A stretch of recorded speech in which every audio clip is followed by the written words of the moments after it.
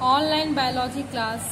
Today's class is dedicated 11th class Hindi medium student, और आज की क्लास में हम बात करेंगे साइनोबैक्टीरिया के आर्थिक महत्व की।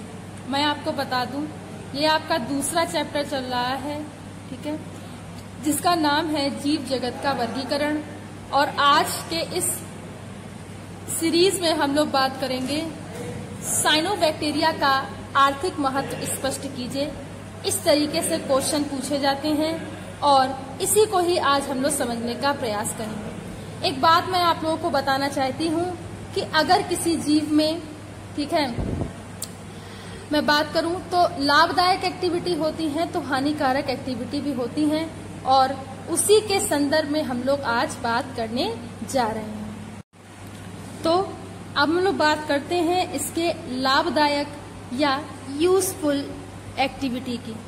तो अगर हम बात करें तो साइनोबैक्टीरिया का उपयोग चारे के रूप में मुख्यतः घोंगे, मछलियों, मेढकों के खाद्य पदार्थों के रूप में किया जाता है। तो इस बात को याद रखिएगा कि साइनोबैक्टीरिया का जो प्रयोग है ऐसे चारे के रूप में करते हैं। नेक्स्ट देखिए, कह रहा है कि साइनोबैक्टीरिया प्राचीन प्रकाश संश्लेषी जीव है।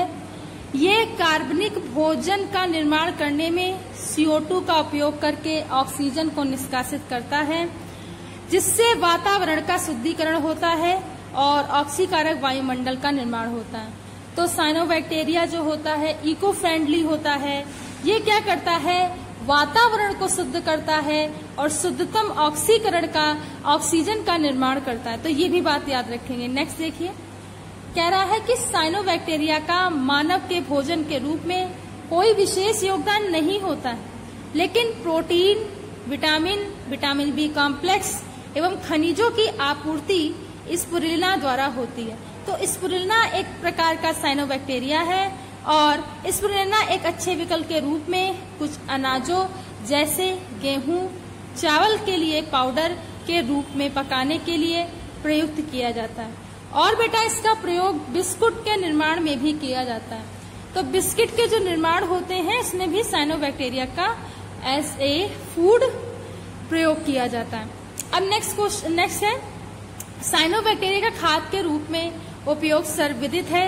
इनकी उपस्थिति से मृदा को नाइट्रोजन, ठीक है, पोटेशियम एवं फास्फेट की आपूर्ति होती है। तो इस बात को याद रखेंगे कि इसे खाद के रूप में प्रयोग किया जाता है। नील हरित शैवाल से निर्मित कृत्रिम खाद अर्थात जैविक खाद अधिक लाभप्रद होती है। नील हरित शैवाल की खेती में उपस्थिति के फलस्वरूप इनकी अलैंगिक जनन की अभूतपूर्व क्षमता के कारण अतिशीघ्रता से इनकी वृद्धि होती है और ये पूरे खेत में फैल जाते हैं। वातावरणीय नाइट्रोजन का स्थिरीकरण नील हरित शैवालों की कुछ जातियों के द्वारा सरलता पूर्वक होता है, जिसे नॉनस्टाक, एनाबीना, एलोसाइरा, टोलीफिक्ट्रिस आदि कहते हैं।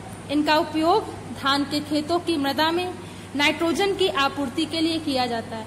तो ये पॉइंट बहुत अच्छा है, इसे याद रखिएगा कि साइनोबैक्टीरिया को जैविक उर्वरक के रूप में या खाद्य के रूप में प्रयोग करते हैं, और विभिन्न प्रकार के जो आज खेती यानी कि जो कल्चर हो रहा है, जितने भी एक्टिविटी हो रहे हैं बायोटेक के थ्रू, वो इसी तरीके से साइनोबैक्टीरिया का कृत्रिम रूप से निर्माण करके, ठीक है, निर्माण किया जा रहा है और कृषि का अच्छा उत्पादन किया जा रहा है। इनके नाम याद रखिएगा, इन बैक्टीरिया के नॉनस्टाक, एनाबीना, एलोसाइरा, थैलोप्रेथिक्स, ठीक है, इसको आप याद रखेंगे। ठीक, नेक्स्ट क्वेश्चन है, बेकार अनुपयोगी अर्थात बंजर भूमि, बैरन लैंड को उपजाऊ भूमि में परिवर्तित करने के लिए नॉनस्टॉक, मेस्केकोरम, एलोसाइरा फर्टिसिमा एंड द साइटोनिमा आदि के बंजर को बैरन लैंड में अधिक क्षारीय मृदा में उगाया जाता है, जिसके फलस्वरूप उन्नत प्रकार की कृषि का निर्माण होता है। तो इसके नाम आप लोग याद रखिएगा, जैसे साइटोनिमा बहुत ज्यादा फेमस है, नॉनस्टॉक बहुत ज्यादा फेमस है, ठीक है, एनाबीना, ठीक है, ये बहुत ज्यादा फेमस है। तो इसको आपके नाम याद रखने हैं।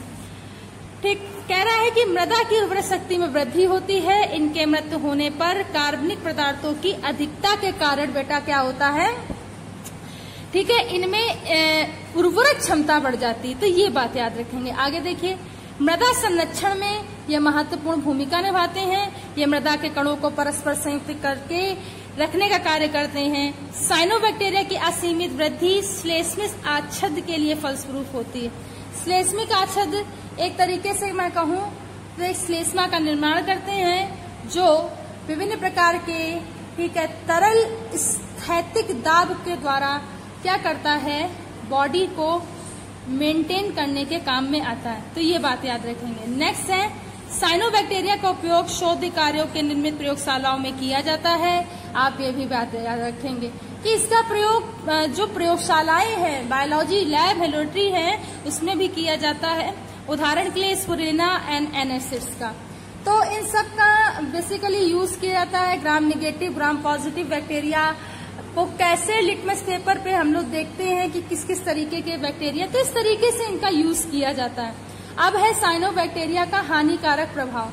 बच्चों, जैसे किसी चीज का लाभदायक प्रभाव होता है उसी तरीके से हानिकारक प्रभाव भी होता है। चलिए, तो इसके हानिकारक प्रभाव क्या है ये देखते हैं। कह रहा है कि पेयजल को दूषित कर देता है। जल की टंकियों में साइनोबैक्टीरिया की अत्यधिक उपस्थिति से जल में दुर्गंध उत्पन्न हो जाती है। जल पीने योग्य नहीं रहता और संक्रमण की संभावना बढ़ जाती है। तो ये सबसे ज्यादा हानिकारक प्रभाव में से एक है कि ये दूषित कर देता है जल को। ठीक है, आप टंकियों में देखते हैं तो साइनोबैक्टीरिया जो एल्गाई होता है बेसिकली वो इसमें फैल जाता है, उसको दूषित कर देता है और संक्रमण की संभावना बनी रहती है।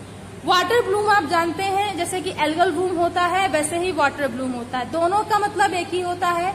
आप देखेंगे तो एक सतह पर क्या होता है कि हरी हरी पूरी एक लेयर जम जाती, उसी को एल्गल ब्लूम कहते हैं। एल्गल ब्लूम इसलिए कहते हैं क्योंकि एल्गी के द्वारा, शैवाल के द्वारा फैलता है, और वाटर ब्लूम इसलिए कहते हैं क्योंकि ये वाटर में होता है। ठीक, अब इसकी स्थिति में नॉन स्टाफ, नेडुलेरिया, माइक्रोसिस्टिस, एनाबीना के एक्ट आदि में से ये उत्पन्न होता है। इसके अंतर्गत जल में CO2 की मात्रा अत्यधिक होने के कारण जल में दुर्गंध एवं विषाक्तता उत्पन्न हो जाती है।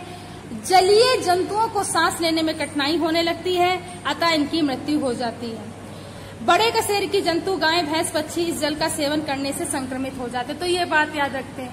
तभी इसमें आता है बायोलॉजिकल ऑक्सीजन डिमांड के बारे में कि इस ऐसे पानी में अगर बायोलॉजिकल ऑक्सीजन डिमांड ज्यादा हो जाए तो ये बच सकते हैं। ठीक है, तो ये शब्द आप आज सुन रहे हैं और इसके बाद आपको ज्यादातर सुनने को मिलेगा।